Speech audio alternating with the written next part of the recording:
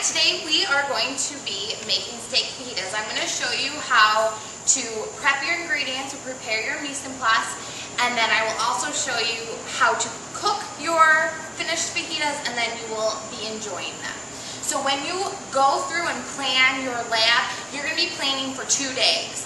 Day 1, you're going to be prepping, which is what I'm going to start with showing you right now, and then day 2, you'll be cooking and eating. Alright? So for your steak fajitas, when you look at your recipe, you're going to be preparing a marinade, and then you're going to be preparing toppings for your fajitas. So to start with your marinade, you are going to need some orange. You're going to need some fresh lime, because the freshness is what's going to add the flavor to your marinade to flavor your meat.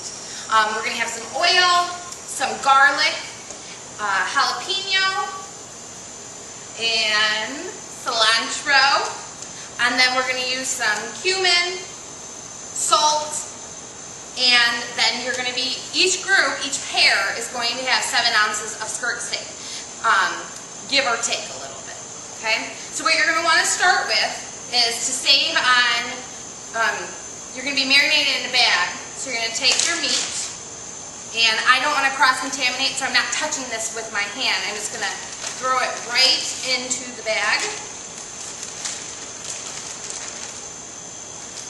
Okay, I just touched it, so now I'm going to have to wash my hands.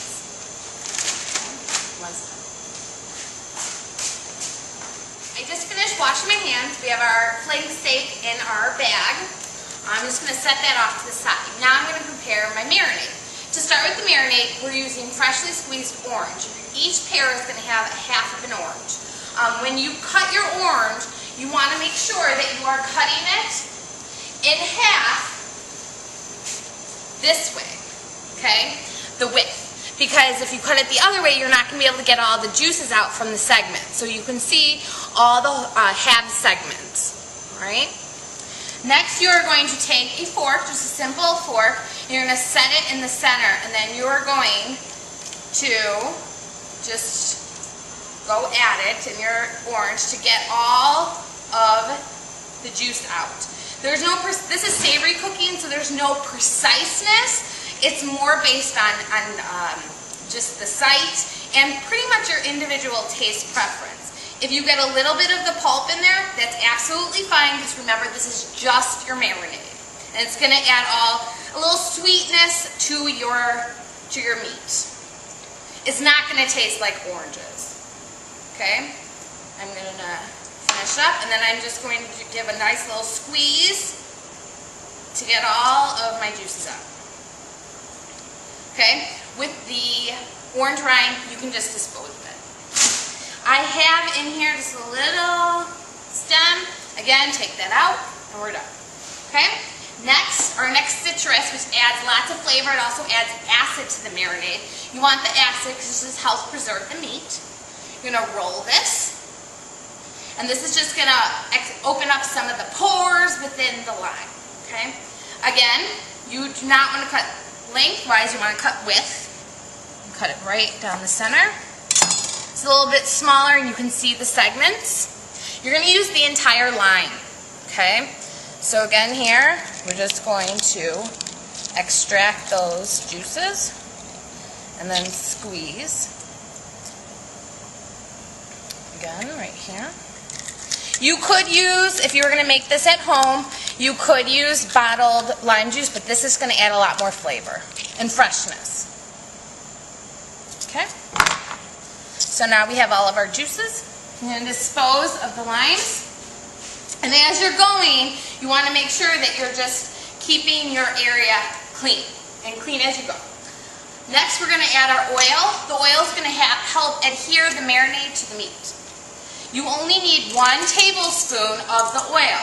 Now remember, just as a quick review, tablespoon is the big T, the largest spoon you have. Do not confuse it with the teaspoon. Okay, I'm just going to do it right over. If you get an extra little dab in, that's absolutely okay.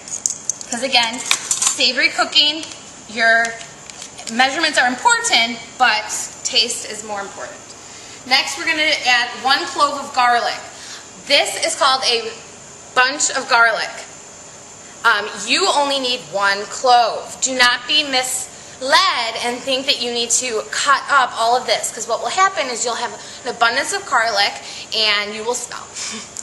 Okay, so you only need 1 clove. All right, we're just going to chop up and mince your garlic. So all you do is you have your 1 clove. You're going to take your chef knife and you're just going to pound it down. And that's going to help you release the skin, and then you just remove it. And dispose of that. And then now you are going to mince your garlic. Okay? You want to make sure you have enough working space, and you're going to go back and forth. And I like to use the edge of my blade to use as my guide. And you want to keep going. Okay, I've just finished mincing the garlic, so I'm going to just gather this up and I'm going to put it directly into the bowl. Remember, it's just a full clove. Okay. Next, our next ingredient is jalapeno. You're going to be using a half of a jalapeno. Now, when you are prepping your jalapeno, you want to cut off the stem. You just throw it into your garbage bowl. It's helpful to have a garbage bowl on the side because there's not that many garbage cans. You keep running back and forth. So just have a garbage bowl.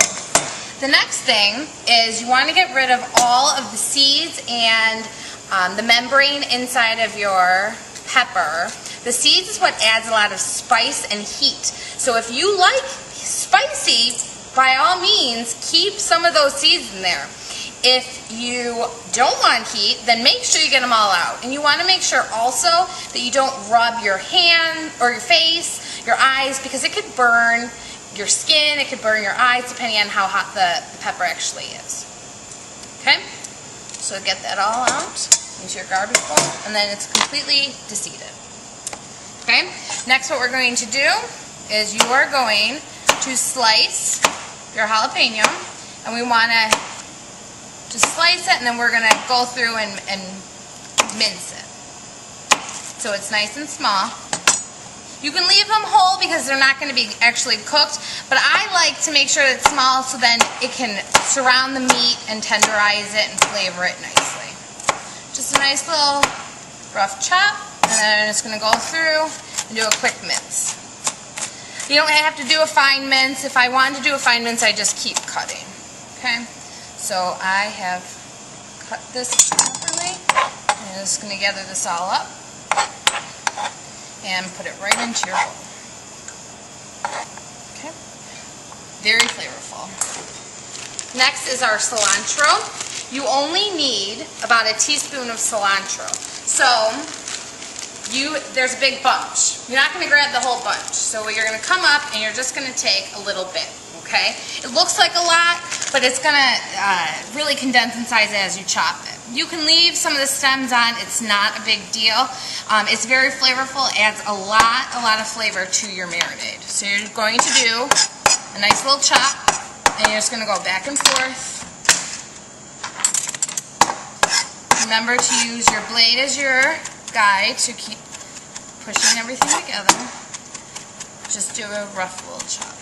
And this is going to extract a lot of the flavors, and you're going to smell it. It's very, very abundant in smell. It's very, very fragrant. Okay. And you're going to need about 1 teaspoon. So as you go through this class using savory cooking, you should be able to say, okay, that's about a teaspoon. And if you have a little extra, that's absolutely fine. It's not, in a traditional industrial kitchen, you're not going to see a chef measuring, okay, this is a teaspoon. If you saw, this is about an actual teaspoon, and I did that by sight. And by the end of this class, your goal for yourself, and my goal for you, is that you would be able to measure this by sight. And you don't even need to use your measuring spoons. Okay? Next up is we are going to add our dry ingredients, which is just our dry seasonings. Some cumin, salt. Okay. Need a ½ teaspoon of salt. And again, savory cooking, you can, and I'll just kind of demo this up for you a little bit. You would just grab a pinch, okay? Okay, and that would be about a ½ teaspoon. Let's see how accurate I am. And I'm a little under, but you get the general purpose. Next up is cumin. Again, you take a little bit out. Remember, make sure your hands are clean. And if it's over, under, it's going to all blend together. So, okay. Next, what you're going to want to do is mix up your marinade, and it should have lots and lots of fragrance. And you're going to take your marinade and you're just going to mix it right in. Grab my spoon, get all those vegetables out into there, and then you're going to take all the air out of your bag, and you're going to make sure you're coating your flank steak in the marinade. Make sure it's all touching. You're going to label with steak fajitas, your period number, and then your teacher will tell you what else you may need to write on there. And we're going to properly store this overnight in the refrigerator below 40 degrees.